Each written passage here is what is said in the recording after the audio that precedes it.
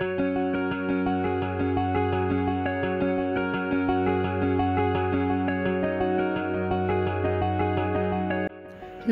বন্ধুরা, আলাপিয়ামির একটি নতুন ব্লগে আপনাদের স্বাগত। আজকে রবিবার আর সামনে যেহেতু পুজো, তাই জন্য একটু ঘর ঝাড়পোঁছের কাজে আজকে ব্যস্ত হয়ে পড়েছি। সারা সপ্তাহ তো এমনিতে সময় পাই না, শুধু এই একটি দিন থাকে, তাও নিজের নানান ধরনের কাজ থাকে। তো আজকে ভাবলাম যে একটুখানি ঘর ঝাড়পোঁছ না করলেই নয়, কেননা সবাই যখন নতুন সাজে সেজে উঠবে তখন ঘর বাড়িগুলোও একটু নতুন সাজে সেজে উঠুক। তাই আজকে সকাল থেকেই লেগে পড়েছি ঘর ঝাড়ার কাজে। তো সকাল সকাল সামান্য কিছু রান্না করে চলে এলাম ঘরের কাজে। তো যেহেতু ঘর ঝাড়লে একটু বেশি ধুলোবালি গায়ে ময়লা হয়ে যায়, তো সেই জন্য প্রথমে রান্নার পর্বটিকে চুকিয়ে নিলাম।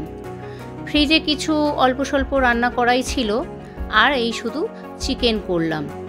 চিকেন করে যতটুকু সময় লাগলো ভাত করার পরে, তারপরে আমি চলে এলাম এ ঘরে। সমস্ত কিছু তুলতে পারতে যতটুকু সময় লাগে ছেলেকে বললাম একটুখানি হেল্প করতে, তো ও একটুখানি আমাকে এই কাজে সাহায্য করে দিল। ভেতরে কিছু জিনিস তোলার ছিল, তো সেইগুলো আগে আমি তুলে নিলাম।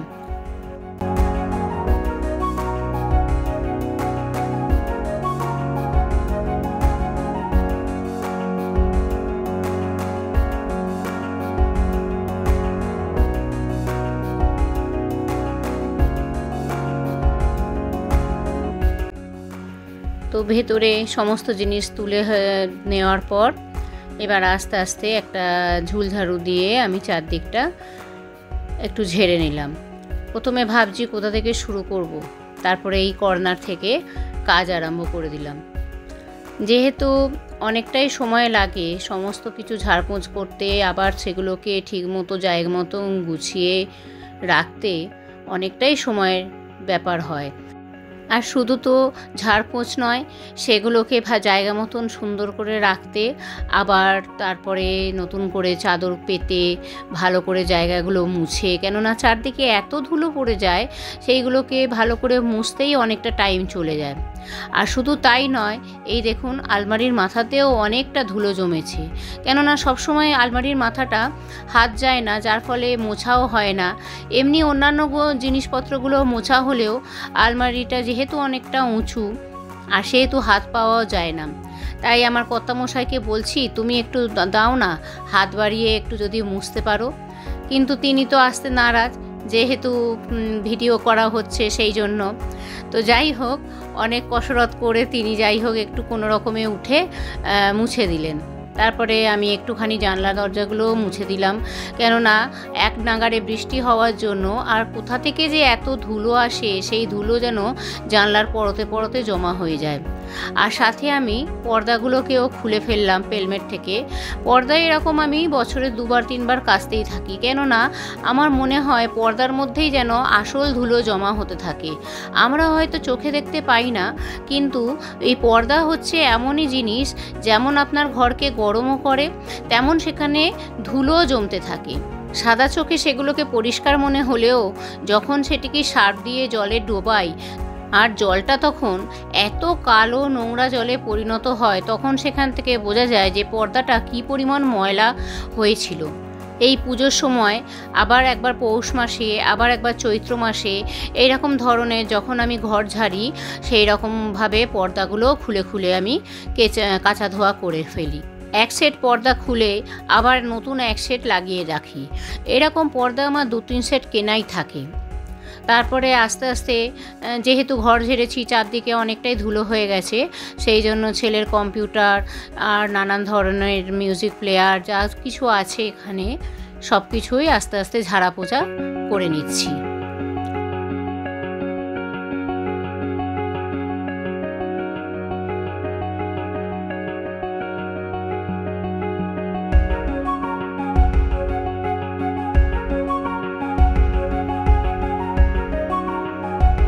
চারদিকে এত ইলেকট্রনিক্সের জিনিস, সেগুলোকে সরিয়ে আবার জায়গা মতো মুছতে মুছতে অনেকটাই টাইম চলে যায়।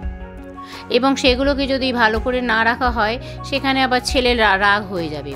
হ্যাঁ, তুমি এখানে মুছেছো, আমার এইটা চলছে না, এসব তো শুনতেই হয়। তাই অতি সাবধানে এই জায়গাগুলো পরিষ্কার করতে হয়।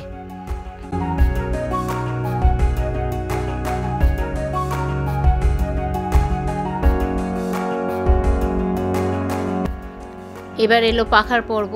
পাখাটা কদিন আগেই মোছা হয়েছে, তাও যেন পাখা চললে যেন আরও ময়লা টানে, তাই পাখাটাও পরিষ্কার করে নিলাম একটু। এবার চাদরটাকেও পাল্টে নিলাম। একটা করে চাদর আমি বিছানার ওপর পেতে রাখি, আর ওপরের চাদরটাই শুধু পাল্টাই। তা আজকে আমি দুটো চাদরই কাচার জন্য দিয়ে দিলাম। এবার তোষকটা এত দেওয়ালের দিকে ঠেসে গেছে, কর্তামশাইকে বললাম একটুখানি ধরো, যত দেওয়ালের দিকে ঠেসে যায় আর চাদর না গোঁজা যায় না, তাই জন্য একটুখানি দুজনে ধরে সামনের দিকে একটু টেনে আনলাম। আর তাকে আজকে এমনভাবে পাকড়াও করেছি যে সে আজকে আর না কাজ করে থাকতে পারে না, কেননা সংসারটা আমাদের দুজনের, তাই না? তাই জন্য দুজনকেই কাজ করতে হবে। শুধু ঝাড়াঝুড়ির কাজ বলুন বা পরিষ্কারের কাজ বলুন আমার একার কেন দায়িত্ব থাকবে। আর যেহেতু বেলাটাও অনেকটা গড়িয়েছে, তাই বললাম এসো হাতে হাতে করলে তাড়াতাড়ি হয়ে যাবে। কিন্তু ওনার আপত্তি, যেহেতু এই যে ক্যামেরা চলছে ভিডিও করছি, এটা ওনার একটু আপত্তি। তো যাই হোক, একটুখানি আমি ক্যামেরাটাকে ঘুরিয়েই দিলাম। আর এই যে চাদরটা দেখছেন, এই চাদরটা আমি এই বছর যখন পুরীতে ঘুরতে গেছিলাম ওখান থেকে কিনেছিলাম। কিন্তু চাদরটা এত বড়, আর সবই ভালো, কিন্তু দেখলাম যেন ঠিক মানাচ্ছে না। যাই হোক, আমি এই চাদরটাকে আবার একটু পাল্টে দিলাম। পাল্টে আমি এই চাদরটাকে আবার পাতলাম। তো চাদরগুলোকে যাই হোক ভালো করে টান টান করে একটু গুঁজে দিচ্ছি, কেননা চাদর টান টান করে না গুঁজলে যেন মনে শান্তি পায় না।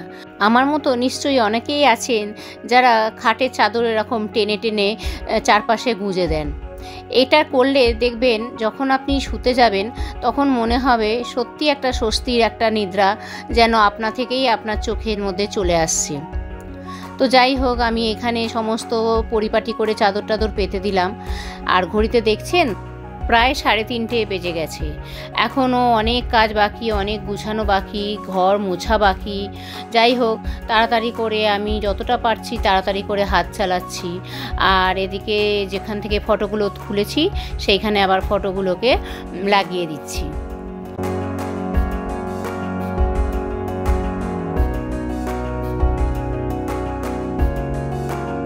এবার একটু তাড়াতাড়ি করেই হাত চালাচ্ছি, কেননা এখনও অনেকগুলো কাজ বাকি, ড্রেসিং টেবিল মোছা বাকি, ঘর মোছা বাকি। আর বেলা যেহেতু অনেকটাই হয়েছে, এগুলো না করলে স্নানও করতে পারছি না, স্নান না করলে খেতেও পারা যাচ্ছে না, তাই একটু হাত চালিয়ে এই সমস্ত কাজ করছি। আর এই জায়গায় জায়গায় মানি প্ল্যান্টগুলো আমার ভীষণ ভালো লাগে। আমার মানি প্ল্যান্ট প্রচুর রয়েছে, যার ফলে সেইগুলো থেকেই ছোট ছোট কাটিং করে আমি ঘরের বিভিন্ন প্রান্তে রেখে দিই।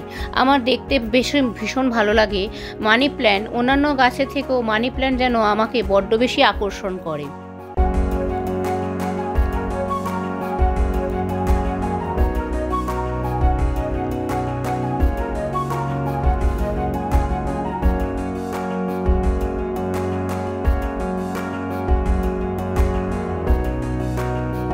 ড্রেসিং টেবিল মধ্যেও অনেক জিনিস রয়েছে, আর কিছু বাড়তি জিনিসও ছিল, সেগুলোকে একটু সরিয়ে দিলাম।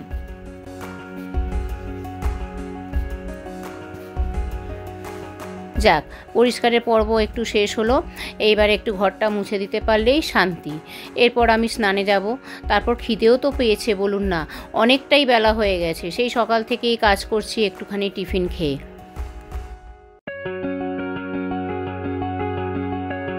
আর এখানে প্রায় অনেকটাই জামা কাপড় ভরে গেছে, সে আর বন্ধই হচ্ছে না। আজকে তো আর কাচা ধোয়া যাবে না, অনেকটাই বেলা হয়ে গেছে, তাই সমস্ত কিছুই জমা করে রাখলাম, আস্তে আস্তে কেচে নেব।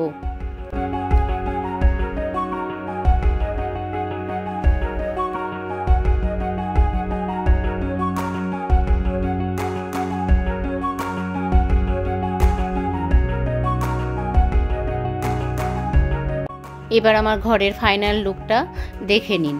বেশ ভালোই লাগছে, পরিষ্কার করে নিজে ঘর সাজাতে ভালোই লাগে। আর পুজোর সময় নিত্য নতুন জিনিস এনে সাজাতে তো আরও বেশি করে ভালো লাগে। এটা তো এখন মোটামুটি একটুখানি ঝাড়পোছ করে যেভাবে আমি পারলাম সেভাবে সাজালাম। একদম ফাইনাল লুক পুজোর আগে আমি আবার একবার এগুলোকে চেঞ্জ করে করে সমস্ত কিছু রাখবো। এখনও অনেক কিছুই পুজোর জিনিস কেনা হয়নি, যেগুলো ঘরের কিছু জিনিসপত্র, সামান্যতম জিনিসপত্র, সেগুলো একদম পুজোর মুখোমুখি আমি পাতি। কেন এত আগে থেকে পাতলে না জিনিসগুলো নোংরা হয়ে যায়।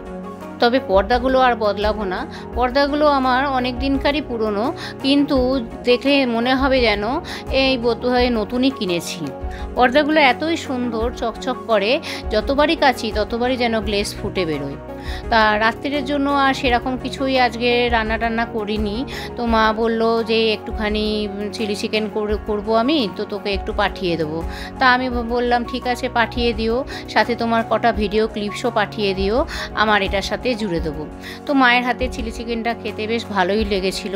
রাত্রিবেলা একটু রুটি করে নিলাম আর একটু চিলি চিকেন দিয়ে রাতের খাবার পর্ব চুকে গেল।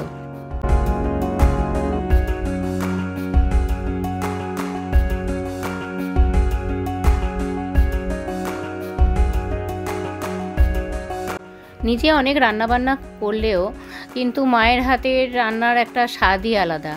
সেটা আমি কেন, আপনারা সবাই সেটা এক বাক্যে স্বীকার করবেন। যাই হোক, যখন মা বলল পাঠিয়ে দেবে তখন আমিও সেখানে রাজি হয়ে গেলাম। আর এই দেখুন মায়ের হাতে চিলি চিকেন বাক্সবন্দি করে চলে এসছে। এটি দেখাতে দেখাতে আজকের মতো ভিডিওটি এখানেই শেষ করলাম। যদি ভিডিওটি ভালো লেগে থাকে তাহলে অবশ্যই একটা লাইক, কমেন্ট আর চ্যানেলটিকে সাবস্ক্রাইব করতে ভুলবেন না। ফিরে আসছি নতুন একটি ব্লগ নিয়ে। ততদিন সবাই সুস্থ থাকুন, ভালো থাকুন। ধন্যবাদ।